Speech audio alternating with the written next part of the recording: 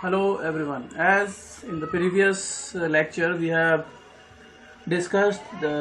introduced or some basic introduction of the condenser, and we have also discussed the various types of condenser, how many types of condenser, what is the requirement, and where do we use the different types of condenser.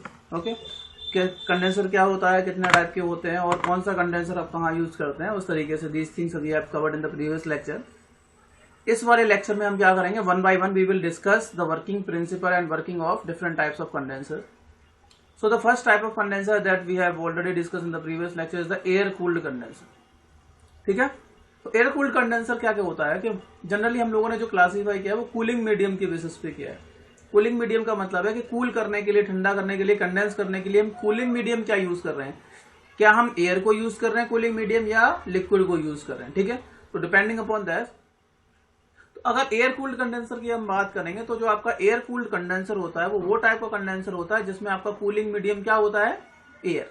ठीक है, if an air is used as a cooling medium to condense the refrigerant vapours then this types of condenser are called air cooled condenser.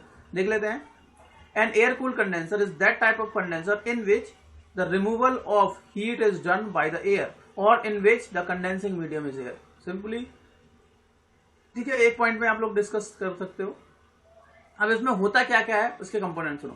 It consist of steel और copper tubes. तो steel या copper की tubes हमारे पास होती हैं through which the refrigerant flows. तो आपकी steel की ट्यूब्स होंगी, उस ट्यूब्स के अंदर जैसे मान लिया ये रेफ्रिजरेंट, ये आपका कंडेंसर ट्यूब है. ठीक है, कंडेंसिंग ट्यूब है. तो ये आपकी ट्यूब्स होंगी, किसकी होंगी, या तो स्टील की होंगी या कॉपर की होंगी. ठीक है, स्टील या कॉपर की ट्यूब होंगी और इसके अंदर से क्या फ्लो होता है, रेफ्रिजरेंट. एक बात और याद रखनी है आपको, ये आपके रेफ्रिजरेंट जो होगा वो कंडेंसिंग कॉइल के अंदर से पास हो जाएगा. ठीक है, the size of the tube varies from 6 mm to 18 mm. 18 mm से लेकर के 6 mm से लेकर के 18 mm इसका आउटसाइड डायमीटर हो सकता है इस कंडेंसिंग ट्यूब्स का. ठीक है, और जनरली ये जो डायमीटर होता है it is also depending upon the size of the condenser. Condenser के साइज के बेसिस पे भी आपका साइज डिपेंड करेगा. कंडेंसर छोटा है तो ट्यूब्स का जो आउटर डायमीटर होगा वो कम होगा. कंडेंसर अगर बड़े साइज का है तो हम लोग लार्ज डायमीटर की ट्यूब्स यूज करेंगे. ठीक है, ओके. Yes sir. चलिए, so generally the copper tubes are used because copper has excellent heat transfer ability. तो जनरली जो ट्यूब्स होती है हमारी कंडेंसर की ट्यूब वो कॉपर की बनी होती है. अब कॉपर की क्यों बनी होती है, क्योंकि कॉपर की थर्मल कंडक्टिविटी के की वैल्यू बहुत ज्यादा होती है जिससे जो हीट ट्रांसफर रेट है वो बढ़ जाता है. हीट ट्रांसफर रेट बढ़ जाने की वजह से ही हम लोग कंडेंसिंग के लिए जो हीट है उसको रिलीज करने के लिए हम कंडेंसर की ट्यूब यूज करते हैं.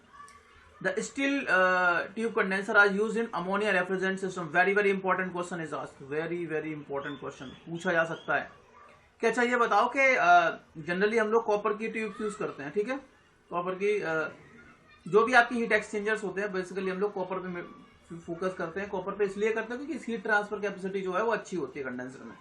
ठीक है, लेकिन हम अगर हम बात करते हैं अमोनिया रेफ्रिजरेंट है हमारे पास NH3, अगर अमोनिया रेफ्रिजरेंट है तो हमारी जो ट्यूब्स होंगी, कंडेंसिंग ट्यूब होंगी, वो किसकी होंगी, कॉपर की होंगी या एल्यूमिनियम की होंगी या आपके पास आयरन की होंगी या स्टील की होंगी. तो ऑब्वियसली ये क्वेश्चन पूछा गया और पूछा जा सकता है MCQs में. तो आपको याद होना चाहिए कि ये जो अगर आपका रेफ्रिजरेंट जो है वो अमोनिया रेफ्रिजरेंट है तो आप उस केस में कॉपर की ट्यूब्स यूज नहीं करेंगे, आप स्टील की यूज करेंगे. क्यों, क्योंकि अमोनिया जो है वो कॉपर के साथ रिएक्शन कर जाता है. ठीक है, this is why we do not use copper tubes in case of the ammonia refrigeration system. ठीक है, तो ये इंपॉर्टेंट क्वेश्चन है कि स्टील की जो ट्यूब होती है, स्टील ट्यूब के जो कंडेंसर्स होते हैं वो जनरली अमोनिया रेफ्रिजरेंट जब हम यूज करेंगे उस केस में हम कंडेंसर की जो ट्यूब होंगी वो हमारी किसकी बनी होंगी, स्टील की बनी होंगी, ना कि कॉपर की बनी होंगी. ठीक है, आया समझ में, नहीं आया? यस सर, आ गया. चलिए अब अगला देखते हैं, आगे और पॉइंट्स देखते हैं. अब आपको पता होगा कि ये जो ट्यूब्स हमारे पास अवेलेबल नॉर्मली, ठीक है, तो इन ट्यूब्स का एरिया जो है उतना ज्यादा नहीं होता जिससे कि आपका हीट ट्रांसफर रेट जो है, जो हीट रिमूव हम इससे करते हैं कितना बड़ा रहा है तो खुद की गाड़ी है, गाड़ी से चला गया घर. अरे आवाज आ रही है तुम्हारी. ठीक है, तो जो फिन है, फिन का साइज अगर ज्यादा होगा, सॉरी ये आपका जो ट्यूब्स है वो ट्यूब्स के पास जो कांटेक्ट एरिया इतना नहीं होता है जिससे कि हम ज्यादा से ज्यादा हीट रिजेक्ट कर पाएंगे. तो टू इनहेंस और to increase the area for heat transfer heat transfer area increase करने के लिए हम क्या करते हैं, फिन लगा देते हैं यहाँ पे, है ना। आप लोगों ने देखा होगा जो कंडेंसर है, आप लोग सिंपल एग्जांपल देख सकते हो कि जो आपका घरों में कंडेंसर लगे होते हैं, है ना, रेफ्रिजरेटर के अंदर, तो उसमें जो ट्यूब्स के ऊपर जाली भी लगा देते हैं जिससे कि हीट ट्रांसफर रेट आपका इंक्रीज हो जाता है। साथ ही साथ अगर आप एसी आपने खोल के देखा होगा तो आपने देखा होगा कि ट्यूब्स इस तरीके से जा रही होती हैं हमारे पास, ये ट्यूब्स होती हैं रेफ्रिजरेशन ट्यूब्स। पीछे आप लोगों ने विंडो टाइप एसी देखा होगा खोल के, और इसमें क्या होता है, ऐसी पतली पतली सी स्ट्रिप ऐसी जाती होती है, पतली पतली स्ट्रिप होती है, बहुत पतली पतली एल्यूमिनियम की होती है, देखो इस टाइप की रहती है ना, प्लेट्स जाती होती है ऐसी, देखा है कि नहीं देखा है? Yes sir. तो ऐसी स्ट्रिप जाती होती है, अगर आप उसको खोल के देखोगे तो ये है आपकी फिन्स। तो फिन क्या करती हैं, फिन आपकी हीट ट्रांसफर जो एरिया होता है, देखो आपको पता है कि अगर मैं सिंपली कन्वेक्शन के थ्रू हीट का ट्रांसफर देखना चाहूं तो क्या होता है, Q equals to HA delta T, होता है कि नहीं होता है? ठीक है, तो अगर आपको हीट ट्रांसफर रेट बढ़ाना है तो या तो H की वैल्यू बढ़ाओ या A की वैल्यू बढ़ाओ या डेल्टा T की वैल्यू बढ़ाओ। अब डेल्टा T क्या है, मान लिया टेम्परेचर डिफरेंस, मान लिया कि रेफ्रिजरेंट जो हमारा जा रहा है उसका टेम्परेचर 55 डिग्री सेंटीग्रेड है कंडेंसर को, और एटमॉस्फेयर का टेम्परेचर 40 डिग्री सेंटीग्रेड है, तो ये तो एक बार मान सकते हैं थोड़ा सा फिक्स हो गया, एटमॉस्फेयर का टेम्परेचर वेरी कह सकते हैं सपोज। H अगर एयर आपकी धीरे धीरे फ्लो हो रही है तो कम होगा, अगर अचानक से आंधी आ गई, आवाज तेजी से हवा बहने लगी तो आपका H इंक्रीज हो जाएगा। एरिया एक और मीडियम है, अगर आपने कॉन्टैक्ट एरिया जो है वो बढ़ा दिया है तो एरिया बढ़ने की वजह से आपका हीट ट्रांसफर रेट बढ़ जाएगा। ठीक है, तो फिर हम इसीलिए लगाते हैं, आप लोगों ने शायद हीट ट्रांसफर में भी पढ़ा होगा, हीट एंड मास ट्रांसफर या हीट ट्रांसफर में पढ़ा होगा कि fins are the material, extended material और extended surfaces which are used to increase the area for heat transfer to increase the heat transfer rate. ठीक है, so fins are provided on the tubes to increase the heat transfer surface area. Heat transfer surface area को increase करने के लिए हम लोग fins का use करते हैं। Generally plate type fin are use, plate type मतलब जो मैंने अभी स्ट्रिप आपको बताई थी, पतली पतली स्ट्रिप होती है और बहुत पास पास लगी होती है ना। तो ये क्वेश्चन भी पूछा गया था कि जो फिन होनी चाहिए वो कैसी होनी चाहिए, तो फिन आपकी पतली होनी चाहिए, थिन होनी चाहिए और क्लोजली स्पेस्ड होनी चाहिए, क्लोजली स्पेस्ड। ये क्वेश्चन पूछा गया है, SSC JEE में पूछा गया है। ठीक है, आपकी फिन्स कैसी होनी चाहिए, पतली होनी चाहिए और क्लोजली स्पेस होनी चाहिए, तो ये मोस्ट इफेक्टिव होती है, बहुत ज्यादा इफेक्टिव फिन्स होती हैं, इससे आपका हीट ट्रांसफर रेट बहुत ज्यादा बढ़ जाता है। ठीक है, तो फिन जो है पतली हो और अगर क्लोजली स्पेस्ड हो तो वो आपकी ज्यादा से ज्यादा हीट ट्रांसफर रेट को इंक्रीज कर देंगे, आपका H वो Q बढ़ा देंगे। ठीक है, प्लेट टाइप की हम जनरली यूज करते हैं, plate type fins are use, plate type fin को यूज करते हैं और जनरली वो एल्यूमिनियम की बनी होती है। क्यों? क्योंकि वो लाइट वेट होती है। ठीक है, आपने देखा होगा कि जो भी फिन्स है वो जनरली एल्यूमिनियम की बनी होती है क्योंकि वो लाइट वेट होती है। The condenser with single row of tube provides the most efficient heat transfer because the air temperature rises as it passes through each row of tubing and the refrigerant between the vapor refrigerant air temperature increases। अब ये बोला गया है कि single row tubing बहुत अच्छी होनी चाहिए। सिंगल रो ट्यूबिंग का मतलब है कि जैसे आप यहां से यहां तक फ्लो कर रहा है, एक रो होनी चाहिए टेबल की, ऐसा नहीं हो एक साथ दो दो तीन तीन रोज आप लोग लगा रहे हो। ठीक है, तो उस वाले केस में अगर हम एयर कंडेंसर की बात करेंगे तो वो आपका इफेक्टिव नहीं होगा। जरूरी नहीं कि ये वाला पॉइंट आप लिखो, ये आपके ऊपर डिपेंड करता है, आप इसको छोड़ भी सकते हो। ठीक है, लेकिन यहां से एमसीक्यू बन सकता है, the condenser with single row of tubing provides the most efficient heat transfer. एक रो हो, क्योंकि इससे क्या होगा, एयर का जो टेम्परेचर होता है वो राइज करता जाता है। Air temperature rises, just wait. तो मैं यही बता रहा था, ये पॉइंट जरूरी नहीं है कि आप लिखो, लिख भी सकते हो नहीं भी लिख सकते हो। उसमें ये बोला गया है कि जो आपका कंडेंसर होना चाहिए वो कैसा होना चाहिए, सिंगल रो होना चाहिए, सिंगल रो ट्यूबिंग वाला। सिंगल रो ट्यूबिंग का इसलिए होना चाहिए क्योंकि जैसे जैसे अगर आप एयर फ्लो होती जाती है तो उसका टेम्परेचर बढ़ता जाता है हर एक रो से। ठीक है, अगर आप मान लिया कि आपने इस तरीके से बहुत सारी रो बना दी तो होगा क्या आपकी एयर पहले तो यहाँ से फ्लो हो रही है, मान लीजिए एयर यहाँ से फ्लो हो रही है, पहले इस वाले ट्यूब पे कांटेक्ट में आएगी, इसका टेम्परेचर बढ़ेगा, फिर इस वाले कांटेक्ट में आएगी और बढ़ जाएगा, इस वाले टेम्परेचर में और बढ़ जाएगा। तो होता क्या है, जैसे जैसे एयर नीचे से ऊपर की ओर फ्लो कर रही है मान लिया, तो एयर का जो टेम्परेचर है वो इंक्रीज होता जाता है, तो उसकी जो इफेक्टिवनेस है, जिस इफेक्टिवनेस से वो टेम्परेचर को कूल करेगी उतना इफेक्टिव नहीं रहेगा। ठीक है, चलिए इसमें आपको जी देखो सर। जो जो पॉइंट सही लगे वो आप लिख देना, वैसे मैंने काफी सारे लिख दिए हैं, वो आपके ऊपर डिपेंड करता है कि आपको क्या लिखना है क्या नहीं लिखना है। इसके बाद